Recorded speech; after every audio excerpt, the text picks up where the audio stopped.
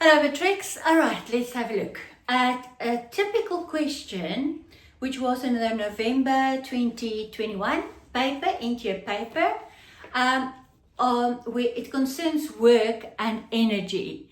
So let's kind of look together at how are we going to answer this question. So here we go. A roller coaster car of a mass of 200 kilograms. So I'm just going to be drawing it up here so that we can work on something. So let's say there it goes. There's the roller coaster road. It's going to be here, point A. There somewhere is point B, and point C is here quite higher. And we've got our 0 point of potential energy there. Here we've got 10 meters. There we've got H and 22 meters height, and it's already going here at a speed of 4 meters per second, right? And as it moves past B, they give us the velocity as 2 meters per second, and then it's going to reach C. Okay, now very important, I always say to my matrics guys, you better read your question like Sherlock Holmes. Don't miss anything. All right, so here goes. A car of a mass of 200 kilograms with the engine switched off. What does it tell me? No applied force. It's switched off at point A. Travels along the track, so it's just going to now be traveling down. Has a rough surface. So the moment they tell me that the track A, B, 2C has a rough surface, I'm going to do this. Because why? I don't want to forget that there's a friction force operating on the movement in the opposite direction all the way A, B to C. Okay, so I've got that. All right, as shown in the diagram below, at point A, which is 10 meters above the ground, the speed is 4 meters per second. At point B, which is at the height of H, okay, there's an unknown. Okay, they gave me both velocities, so you can see what they're going to ask us. Determine H. Okay, let's get to there.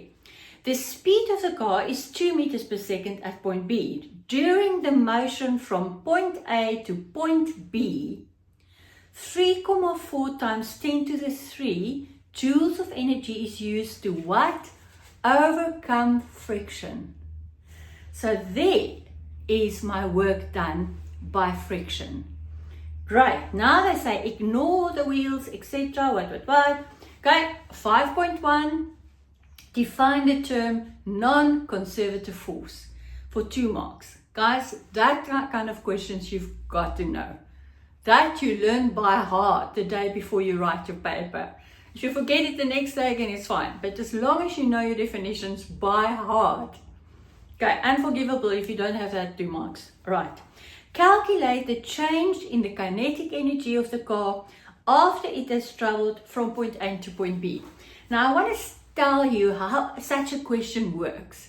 When I have to draw up a paper, like this person who drew up this question, which is a stunning question, by whoever did the question, we first start with a definition. Okay, you'll see that when you start to work through papers, exam papers.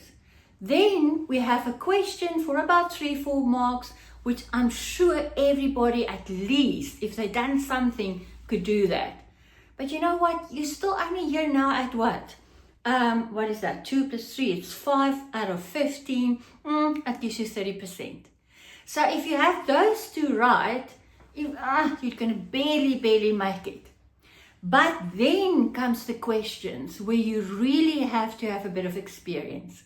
What do I mean with a bit of experience? I mean you've got to go and sit on your bottom, on your chair, and work through old exam questions. Okay, so here we go.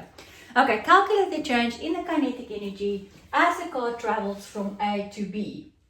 Okay, so let's start with that. So my kinetic energy is going to be change in kinetic energy equals half of the mass, V final square minus V initial square. The mass of the car is 200 k, so I'm going to just write 100, which is a half of 200. My final velocity is 2 square minus initial velocity 4 square. What is that? It's going to be 4 minus 16, which is going to be minus 12 times 100 minus 1,200 joules. So that is the change in kinetic energy. Because it's getting less, I can see the change is minus. All right, so let's continue. Now the next question says, use energy principles. That means you can use any of your two work formulas. Okay, energy principles, so you can't use anything like motion formula or nothing else. Okay, calculate the height h. And I'm now going to typically I'm going to now use the formula that I've taught you in the previous video, which is going to say, okay, let me just take that out of the way. Everybody's fine with that. All right, I'm going to just remember that we've got the change in kinetic already as minus 1,200 joules, because I'm sure that's going to help me somewhere else. Okay, so what is my formula? My formula says the work done by the non-conservative force equals the change in kinetic energy. You see, we've worked that one out already, plus the change in potential energy. And you can just imagine that's where my height is going to come into the picture. All right, so what is the only non-conservative force operating from A to B? That is friction. And on top of that, they gave it to me. They say, during a motion, 3,4 times 10 to the 3 joules of energy is used to overcome friction. So I'm going to substitute here that they already gave it to me, 3,4 times 10 to the third equals, but now, wait a minute.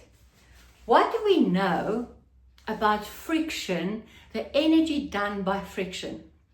It's going to be always a minus, because friction will always take energy out of the system. So here, don't forget to put now the minus there. They're not giving it as a minus, so you will have to know that the work done by friction will always be negative. Okay, equals. Change of energy, I think we worked it out as minus 1,200 joules, plus change in potential energy is mg, so it's my mass 200. Let me just put it in here, 200 times 9,8, my gravitational acceleration, times h final, which is h, minus my initial height, which is 10. Okay, so let's start doing this one. So it's minus 3,4 times 10 to the 3 equals minus 1,200 plus, now we're going to work that one out. It's going to be 200 times 9,8 times h, which is 1960, minus that same amount, 200 times 9,8 times 10. So it's just going to add another 0, 1960. So, oh sorry, there we've got the h, 1960h. Okay, so let's just going to work that out. So 1960h equals, and we're going to just move of all that over. So that is 19600. Let me just add another O to my 19600 plus 1,200 as a minus. I'm going to take it over so it becomes a plus.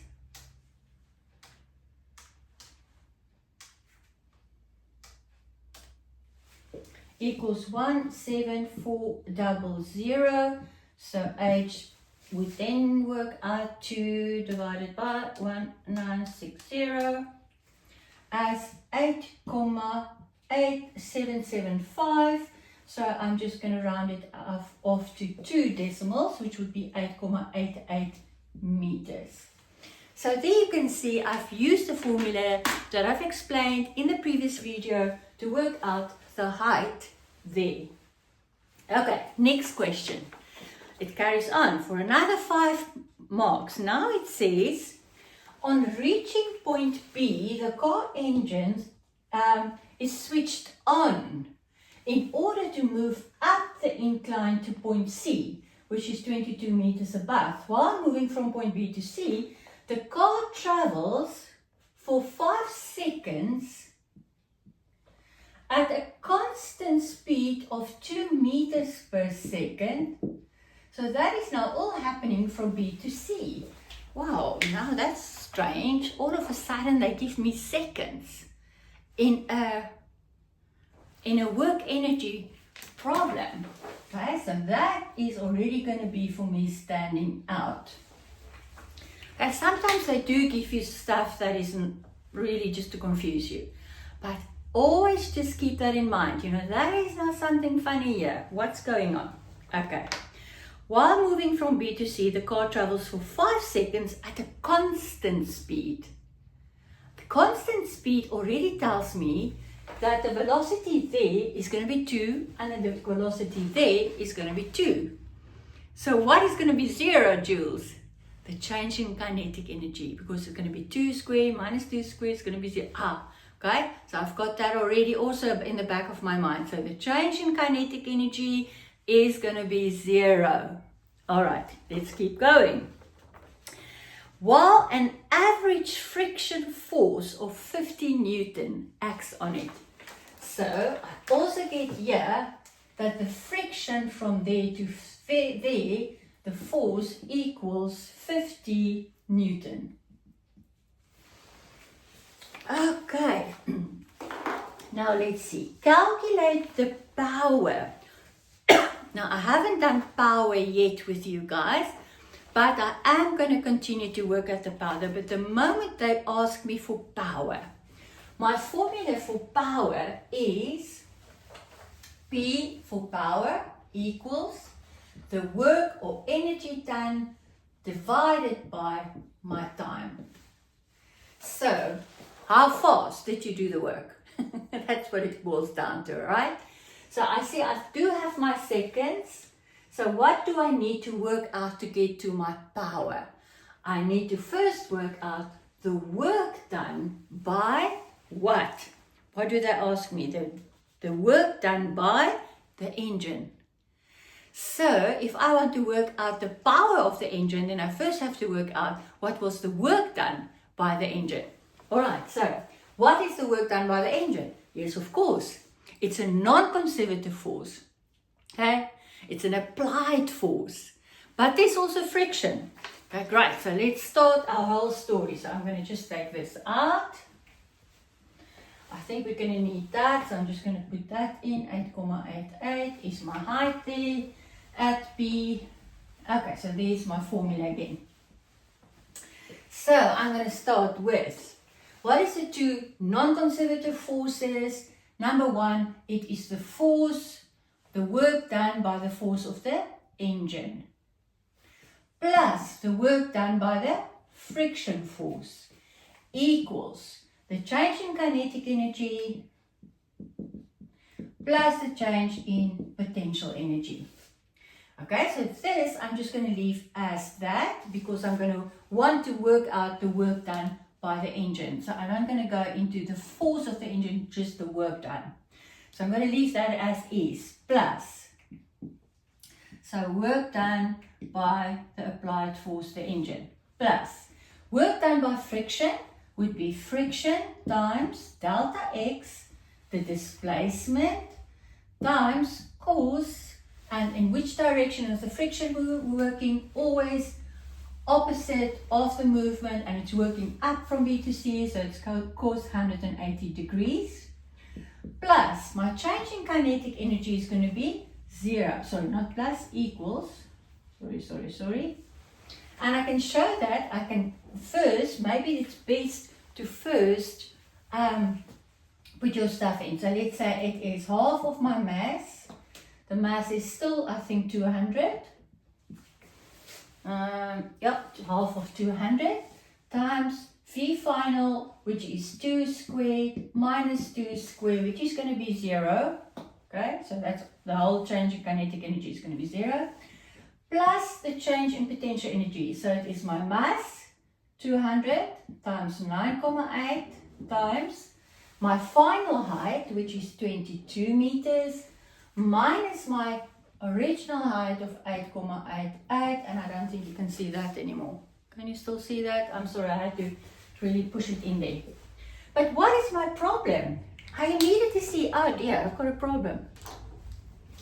What do I have that is a problem? This is an unknown, and they did not give me from there to there the displacement. I need delta x. So I think, oh my goodness, did they not maybe give me somewhere something that if I don't have delta x, that I can work delta x out? Now normally we kind of got used to, if we have that angle, that we can work it out with, we've got the cross height and whatever, and we work with the angle. But we don't have an angle. But listen, what else did they give me? And that's why you never, when you work out papers, and that's why you have to gain experience. And you can only gain experience by doing a lot of test papers, all right? So never think that in one question that's going to be about work, that they're just going to stick to work. They can combine it with momentum. They can combine it with Newton. And in this case, they're going to combine it with our knowledge of when something travels with a constant speed in a certain time, I can use my formula that says, and I'm going to do it here, my formula that states, I'm going to just take this whole part out here, that velocity equals displacement divided by time. When that velocity is a constant or average, and we do have it as a constant, so delta x equals 2 meters per second times 15 seconds, which gives me 30 meters. If he travels with 2 meters per second, and we have it for 5 seconds, so it's 2 times 15 seconds, all right? That means that delta x is 30 meters. And guys, you have to show that. Don't just substitute. Rather show it, and then you show where you substitute. So now I can continue. Now I can substitute. So I'm going to say, okay, so the work done by the force of the engine minus, cos 180 is minus, I've got my friction as 50 times 30 minus my cos of is a minus equals, that comes down to 0, and there I've got plus, now let's work that one quickly out.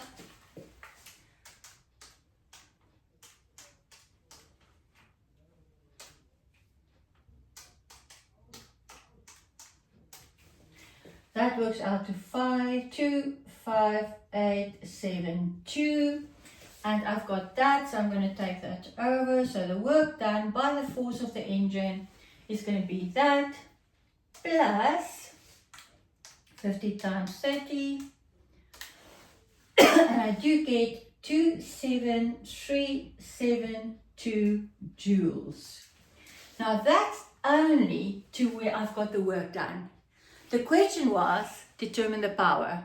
Okay, how much will the power then be? So here's our formula. The power is going to be the work done by the engine divided by the time that engine has to operate. So that's going to be that, 27372 divided by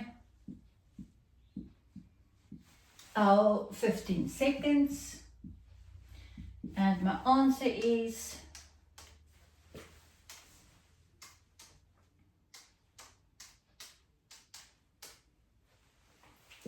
1824,8. My calculator only said 0.8, but you know, of course, that you have to have 2 decimals. So you're going to add your 0. So it's 1824,80 watt. Okay, the unit for power. So there you go, 14 marks. And if you wouldn't have that one, the delta x, you would have got stuck right there. It doesn't matter. As long as you start with a formula, substitute what you can, because you get marks for substitution, you get marks for your formula, and then just carry on systematically. All right, guys, but believe in yourself, you can do this.